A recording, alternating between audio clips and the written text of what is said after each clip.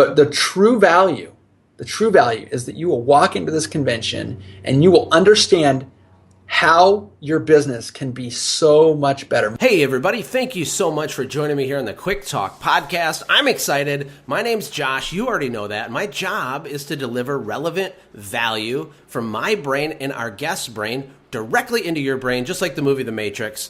That might be a little weird. But anyway, I have Curt Kempton on the line, and I'm continuing my interviews with all of the people that are speaking at this year's 2016 huge convention in DC. Curt is very well known in the industry, super fun to talk to. I can't wait to dive into this. How the heck are you, Curt?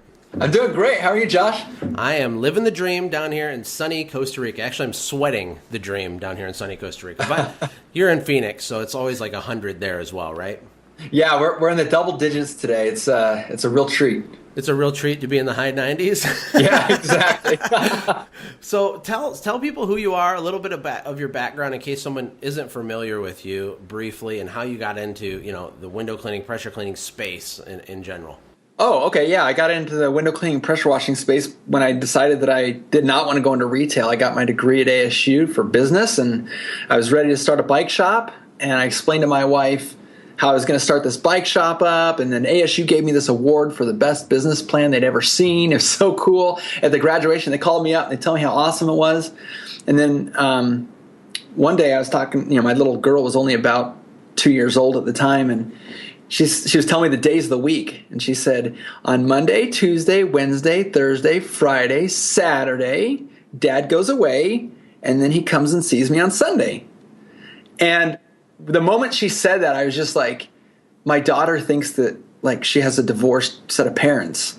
And I realized that retail was not going to be the world for me. So I ended up, I just told my wife, actually it was that day, I said, I'm going to do something different. I'm going to do a business that I have to come home when the sun goes down. And I didn't know anything about window cleaning or pressure washing at the time, but I knew that I wanted to, be present for my kids. And now we have 4 kids. So I the old saying, I don't do windows. It just really attracted me to the industry. I learned how to do them, and then I picked up a pressure washer and realized how much better money you could make if you're doing these services. And probably about 2 years into that, I realized, we have got to build some better systems. I love systems, but this industry just doesn't have the tools for me. So I invented ResponsiBid for my bidding system, started closing a lot more jobs. It was working great, shared it with my window cleaning friends, and before I knew it, I sold my window cleaning pressure washing company, and here I am now building software. Yeah, well, it's a crazy story.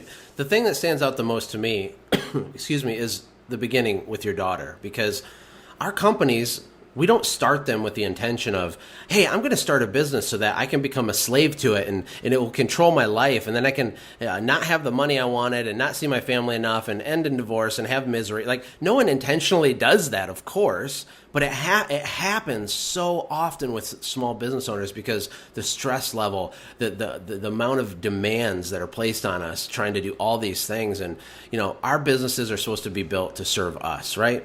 Yes, exactly. And you know what the funny thing is that when I started my business and saying, hey, cool, I won't have to work every weekend, I won't have to work on holidays like retail would, I realized pretty early on that as soon as you start blowing your company up, which, within about 6 months, things were way out of control for me, growing so fast. And I realized I'm in the same exact boat I was trying to avoid. And that's really when I got super serious about building systems, when I realized that the exact thing I didn't want to happen was happening. Well, exactly, because it sneaks up on you. It's funny, when you don't have any jobs, you're stressed out about getting jobs. But then when they come in like a flood, baby, that's almost worse, because you're super stressed, you're yelling at your dog, you're stressed out, you don't have any money, but you have lots of invoices and lots of receivables. There's all this stuff that comes with it. And I'm the preacher of systems on this podcast, of course. And what's really cool is ResponsiBid. So you went into the software business and you built a tool for yourself first, which is what I did with Send Jim. And it worked, and then that kind of evolved. I know you sold your company eventually to an out-of-state buyer. You had a nice business at the end, but now you're just full-time working on this bidding system. Can you briefly explain what that is? Yeah, so I learned in my business pretty early on. That's the kind of cool thing about a business developing from another business is that you understand, I know a lot of software is built by people who just know how to write code and they don't understand the problems. But yeah, I realized pretty early on that the way I was bidding really stunk. I was not closing any jobs, or the jobs I was closing, I was getting hammered on price, nickel and dimed. I'm not a big barterer. I hate bartering, and people would want to kind of haggle down. And I also realized that I was so busy I didn't have time to follow up with anybody. So I developed a system that would take haggling pretty much completely out. It would make the jobs actually close at higher prices. More basically selling value and not dollars. I just kind of copycatted what all the researchers were saying in the sales world, and I systematized it. And then I said, well, that's all well and good that these proposals are so nice, but now we need to systematize the follow-up so that we never lose anybody. I've talked to you before about the hole in the bucket, and you put these people into a bucket and they all just fall out the bottom. So we built up a follow-up system, made sure it worked good, and then the SIS software, you either set it up right and it works the right way every time, or you set it up wrong and it works the wrong way every time. But that's the nice thing about systems, is that you tweak them to the point where they just do the right thing every single time and you never have to worry anymore. Yeah, I can relate. And I did use your software product for many years before I sold my company. It works unbelievably well. And I'm assuming at the convention this year, you have a lot of relationships in this industry. You've been asked to do a presentation. Are you going to be talking about bidding or about other stuff? What's your presentation going to entail? Yeah, so obviously company culture is something that was really big at Five Star Window Care, my window cleaning company. And so the last few times I've been there, I've really spent a lot of time talking about, company culture and employees and stuff. But I got a bunch of people coming back going, Curt, nobody in the room knows more about bidding than you. Why are you not discussing bidding when you come? And I'm like, well, I didn't want everyone to feel like it's just a big sales pitch. Well, I've kind of had my arm twisted, and I've actually spoken at a couple other events just since then. And I've realized, actually, I do have a lot to share about bidding. There's a lot of things that a lot of people just don't even know is broken in their bidding and their follow-up process that they don't even necessarily need my software for. And so I went and I've gotten really good feedback on it. And so I'm ready to share a bunch of ninja tricks and a bunch of things that people need to know that they just don't know about one of the most critical parts of their business, which is when they're bringing customers into their family.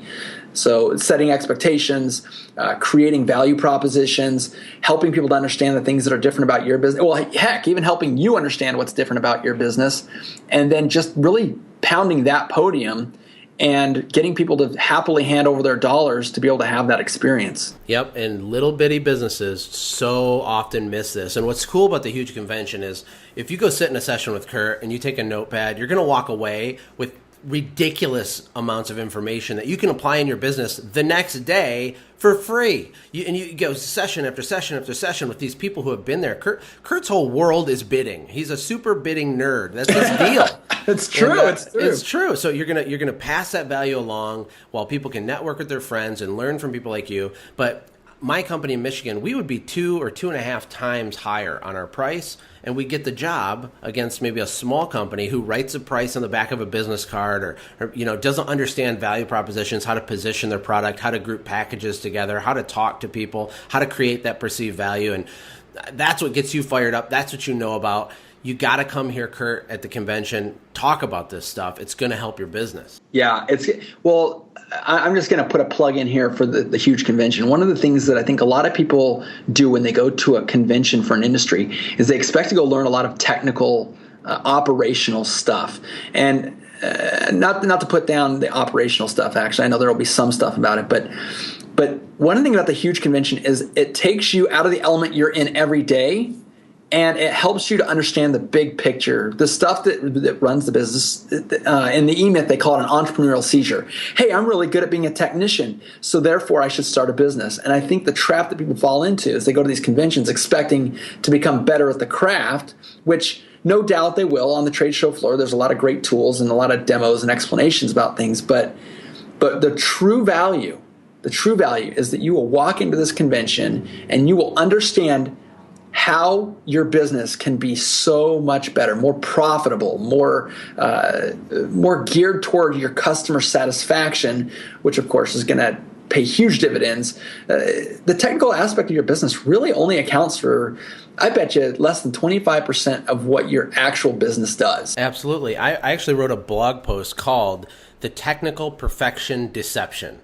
And what it's about is, guys love to get together and talk shop. They like to get together and talk about the PSI and the gallons per minute and the pH of the chemical and the thing. And that stuff is fine. But once you reach a certain level of being competent, that level of competency, you need to move on. You need to become an executive of your company. You need to understand about sales and marketing and the difference between the two. You need to understand about bidding and pricing and structuring value and all this stuff. If you want to build a business that serves your family, it serves you, you've got to learn this stuff. And you're not going to learn it by playing with your pressure cleaner all day. It's not going to happen. The Huge Convention gives you a unique opportunity to dig into that whole untapped world in the contracting fields like that we're in. All these conventions, they just talk shop the whole time, and you're going to plateau. You can't build an empire to serve your family by being really knowledgeable on chemicals alone. You have to have the other stuff. So, Curt, in closing, the last question for you, you kind of already answered it. You kind of ruined my last question, my brother. Oh, shoot. Is why should people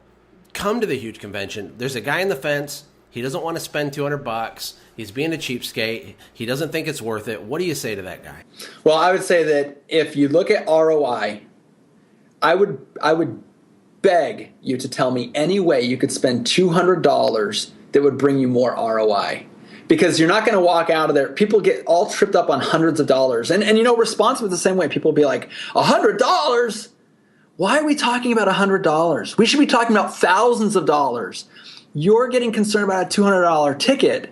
What you should be concerned is, how am I going to get $50,000 more business in the next quarter? Yep. How am I going to do that? Well, this is where you go to do it.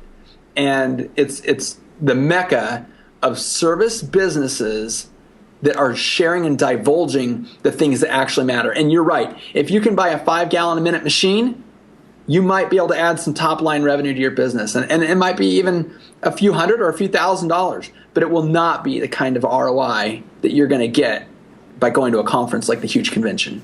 Absolutely. I could not have said it better myself. Curt, I look forward to shaking your hand and seeing you again. You've been a friend for a long time. I appreciate our friendship and everything that you do for our industry, Curt. I will be speaking to you very soon, my friend.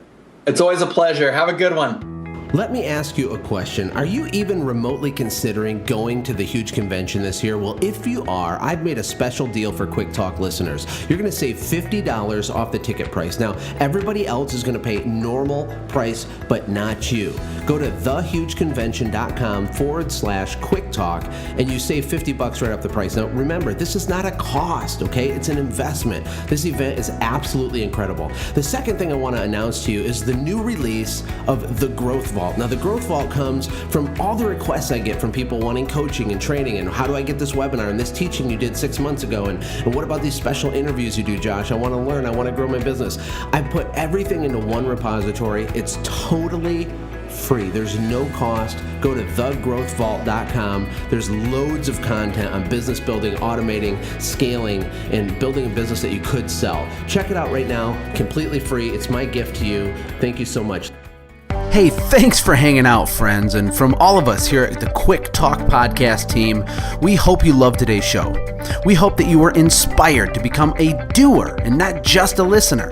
Apply what you've heard today in your own business and watch things change for the better. Lastly, remember that all the money in the world can't save your soul. Seek first the kingdom of God, my friends. We'll see you next time. For more information about the Quick Talk podcast or Joshua's other businesses, visit our website, quicktalkpodcast.com. Have a blessed day.